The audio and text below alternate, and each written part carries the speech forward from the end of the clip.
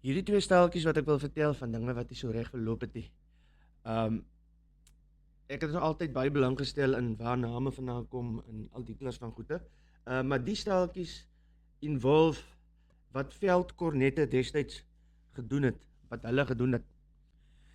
So ek lees gou vir ons hier van die internet af, wat was die beskrywing van die veldkornet?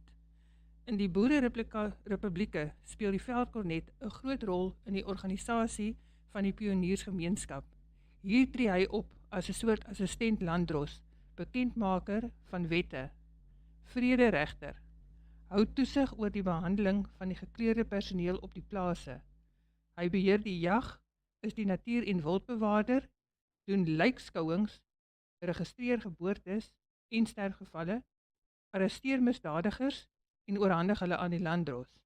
As oorlog dreig, roep hy die weerbare manne op vir krygsdiens en stel die kommando saam. Mas, wat kan hierdie ou nie gedoen het nie? Lyk my hy moes als.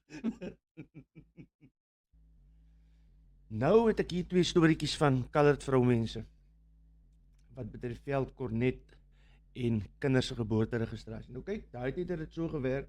Ek praat nou van so 50, 60 jaar terug. Die veldkornet travel nou by jou afgeleë gebiedens. Dan kry jy nou nuus die veldkornet is nou byvoorbeeld in Touwsrivier. En hulle gee datum en hy's net sê vir 'n dag of 2 dae. En as jy nou jou vrou nou geboorte skenk, dan moet jy sê jy bly 30 kilos van Touwsrivier af, jy moet maak jy kom. Jy moet maak jy kom. Die een sê, die een vrou sê, oupa het gehoor, hulle hoor die veldkornet is hier in die omgewing, so 15 kilos, 20 kilos van hulle af. En toe, maar hulle het nou nie baie geworry en so nie, maar toe kom die babietjie vroeg. Toe moes hy spoed vat.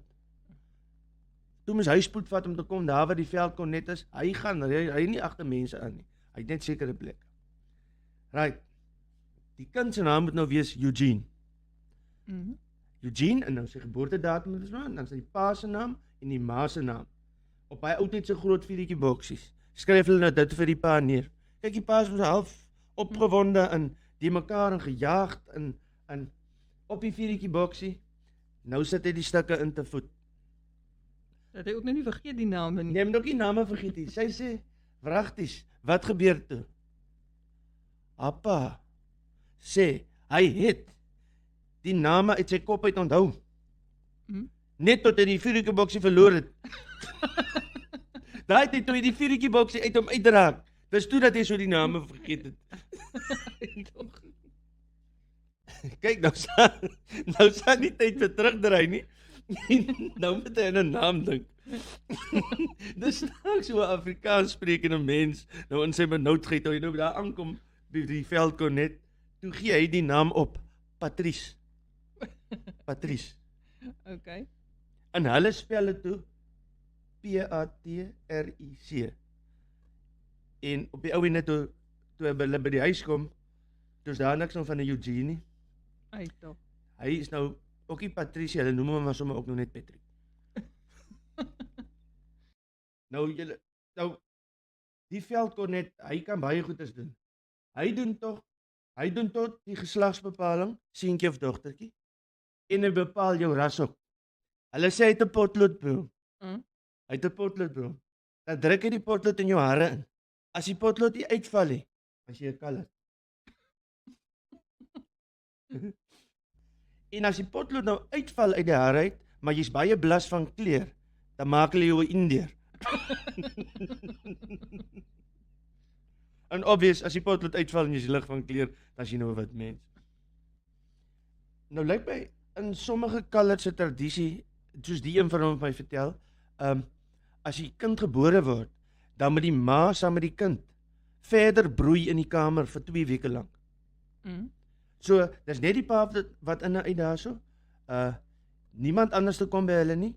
Die pa en die ma, dis al. Maar die kind moet nou letterlik toegedraai word en verder gebroei word vir 2 weke lank. Bond. Ja, met die bonding, ek weet nou nie, ek kry niks daaroor op die internet. Maar in elk geval, terwyl die moedertjie, die vrou wat nou vertel, haar oudste suster wat gebore is, nou Terwyl die moedertjie nou lê en broei met haar babietjie, toe kry hulle tyding. Die veldkornet is môre in ons omgewing.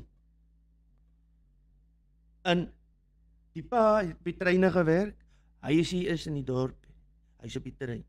En sy mag nou nie uit die kamer. En sy kan nie met die kind aanbeer nie. Al wat oorbly is ouma. En jy kan ons nou dink, ouma se geheue. Hulle stuur vir ouma en sê die kind se naam moet wees Sonja. Sonja. Ouma sê nee, geen probleem nie, dat sal ek nie vergeet nie. Ouma het teruggekom met die papiere. Toe is die kind se naam Sonika.